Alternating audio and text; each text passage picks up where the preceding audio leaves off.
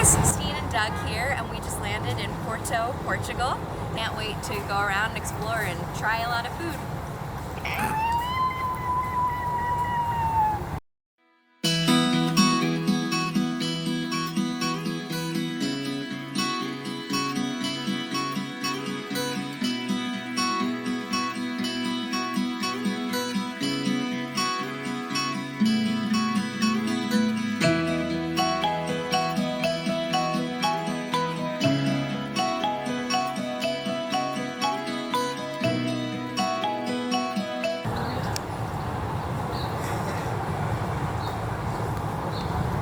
So hungry.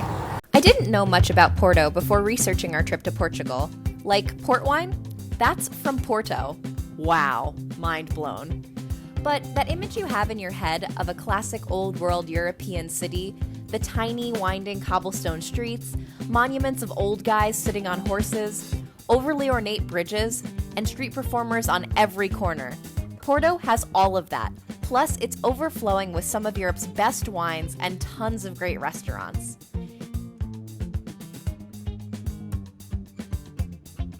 And great hospitality. We got the warmest welcome we could have asked for at this little apart hotel called Linha 22, just off the tram tracks and down the street from a massive church.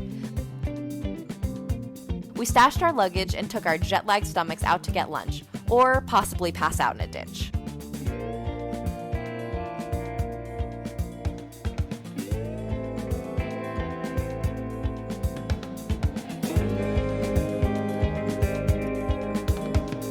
So we keep telling ourselves, okay, this is the street we're gonna stop and get something to eat on. But every time we walk and see like a new, really cool building or really bright, beautiful colors or this really awesome green space, we just can't stop and get settled. So we need to find something to eat. So we found our lunch spot, and it's right on the river, which is gorgeous. It's a bit windy, but I'm personally in love with it, and we can't wait to try our food. Also, blown away that this bottle of rosé is only 13 euros. I don't think I've ever paid the equivalent of 13 euros for a bottle at a restaurant in life. So.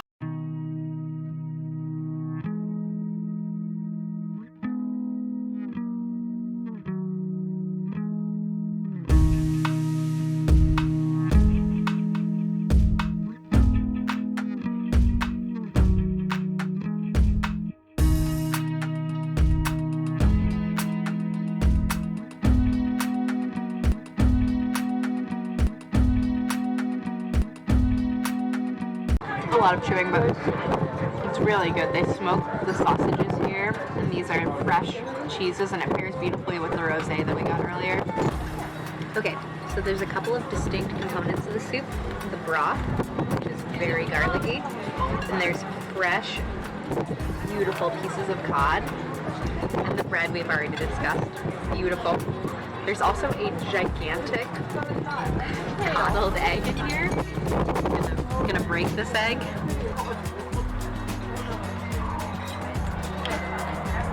Oh, look at that. Oh my god, that looks so good. I'm gonna try that with some of the soup and some of the egg and some of the bread.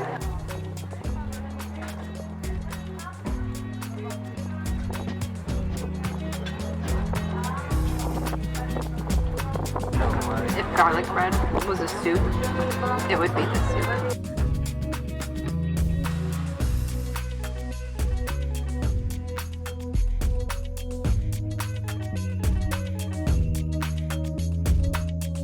I could tell you that it was Porto's rustic scenery and the robust flavors that just blew us away and made us completely unable to pronounce the name of this restaurant, or mention what brand that wine was, or explain the different types of meat and cheese they gave us, or talk about Doug's meal at all. But we'll just blame it on the jet lag.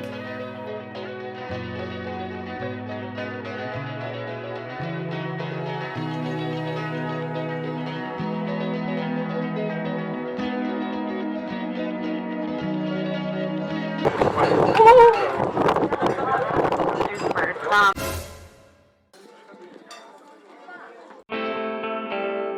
At this point, we could barely keep our eyelids open. tired, so we let ourselves indulge in a quick 3-hour pit stop back in the room.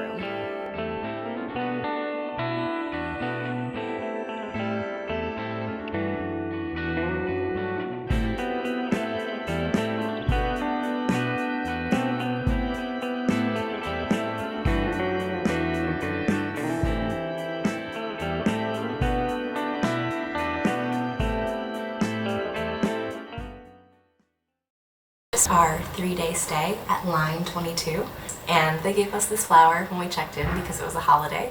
This room has been really awesome and it's very usable. The bed slides out, everything you need all in one space. 12-minute walk to the river, to the church, everything is within, I would say, 15-minute walking distance.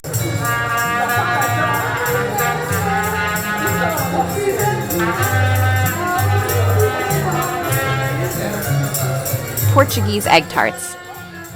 Portuguese egg tarts could probably cure anything. They call it pastéis de nata, and I'm surprised I managed to make it this far into the video before talking about them. Good morning. So it's day 2 for us, and we really wanted to start the day off with some pastel de nata, which we've heard so much about. Doug actually got to eat one on our second flight, but I was sleeping like a normal person. So I'm actually going to try one of those now for the first time.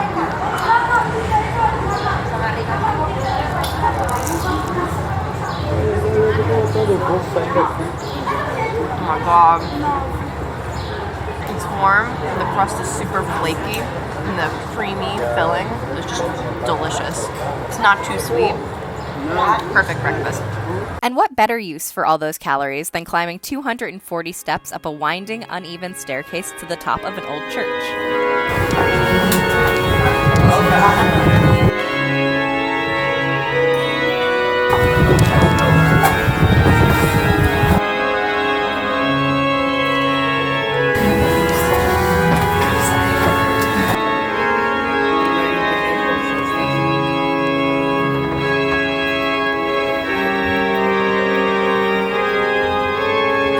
So we just walked to the top of the church tower, and the stairs were a little bit tight.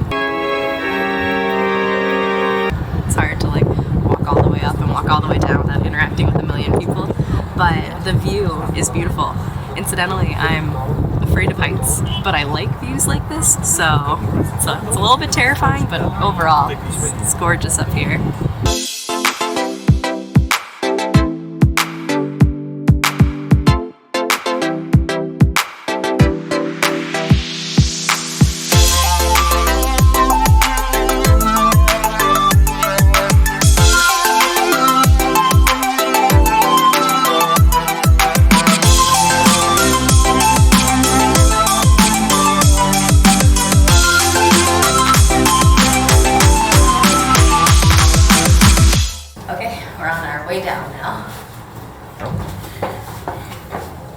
Doug and I just finished hiking to the top of Clérigos. It costs €5 per person to enter, and it's cash only. Very exciting hike. Doesn't look that steep. Actually, is pretty steep. A lot of staircases, very windy. Definitely hit the gym before trying this. We're at Café Santiago, and you wouldn't believe it, but our meal is actually one sandwich split in half. So this is pretty massive. We're very excited to try it.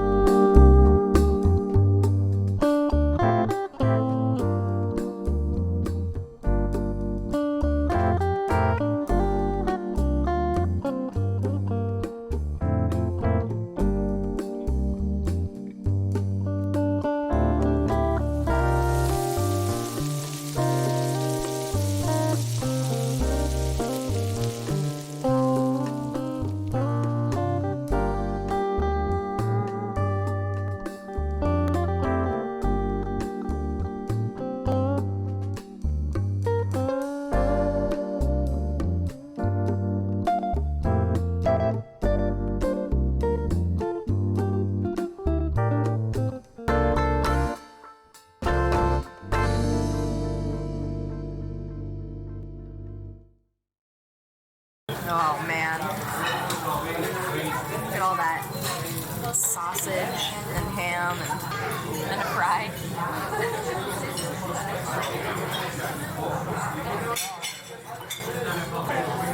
The cheese on that is incredible. I don't think I've had a flavor like that before. Okay, to give you an anatomy of this, you start on top with the smothered cheese, then you make your way to the egg, the beautifully toasted bread, ham, sausage 1, sausage 2, more ham, and finally the bread on the bottom. And when the gravy all drips together like this, it really reminds me of something we have in New Jersey called disco fries. This is incredible. Look at that.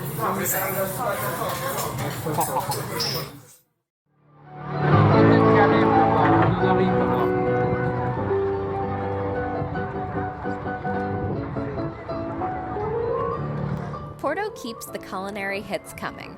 It wasn't hard to discover some of the top-rated places like Café Santiago or our next stop, Zenith.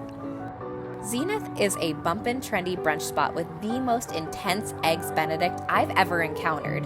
Heaps of bacon, a blanket of avocado and hollandaise, crispy bread underneath, and yes, a deep-fried poached egg. Oh, that's oozy. And then there were places that weren't on any of our lists. Places we just stumbled into, but blew our minds anyway. That brings us to our final stop on our Porto food tour, Ode. The place was such a hole in the wall, we literally walked around the building for 15 minutes looking for an entrance. And yet, so classy, even though we walked in underdressed and without a reservation, they were still nice enough to seat us at an overflow table near the kitchen. We figured we wouldn't make it worse by filming too much, so we captured a few shots of our meal, but otherwise just enjoyed the experience. We tasted small plate dishes at their finest, modern takes on classic Portuguese dishes, each one exploding with well-balanced flavors, unique wine specially paired with our course selections by the sommelier, a concept and a backstory behind each plate, explained to us tableside by the chef himself. It was honestly the best place we ate in Portugal.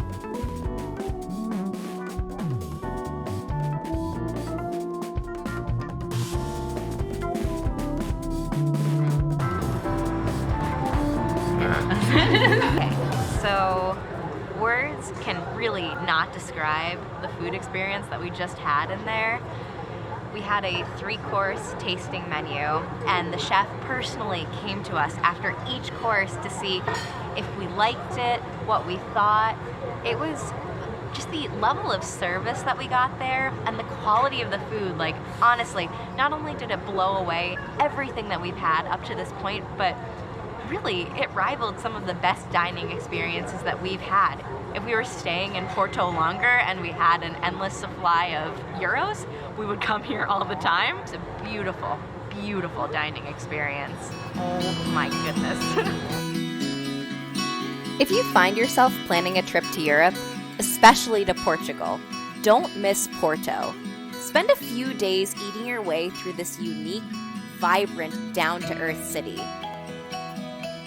You'll get a taste of Portuguese cuisine, old-world European charm, and so much top-tier wine, we had to give it its own video.